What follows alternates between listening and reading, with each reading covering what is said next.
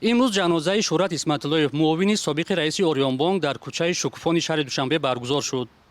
мушоҳидаи мо нишон дод, ки афроди зиёде ба маросими ҷаноза меомаданд ва ба наздикони ӯ изҳори ҳамдардӣ баён мекарданд.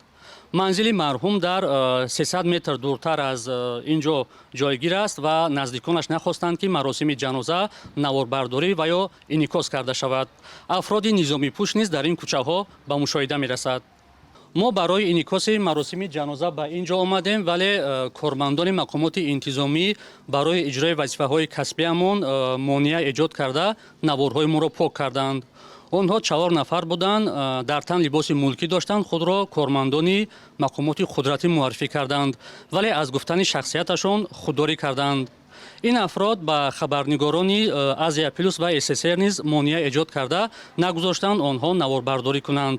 аз ҷумла телефони мобилии хабарнигори Азия Плюсро бо худ гирифтанд. ин бори аввал нест, ки мақомоти қудратӣ ба кори хабарнигорон, аз ҷумла хабарнигорони радиои Озодӣ монеа эҷод мекунад. чунин рафтори кормандони мақомот дар ҳолест, ки қазияи Шӯҳрат Исматиллоев борҳо расонаӣ шудааст ва дар ин бора дар шабакаҳои иҷтимоӣ низ навиштаанд. бонкдори шинохта моҳи июн рабуда ва кушта шуд. ҷасади Исматиллоев баъди тақрибан 2 моҳи ҷустуҷӯ дар дарёи Зарафшон дар минтақаи саразми Панҷакен пайдо карда шуд.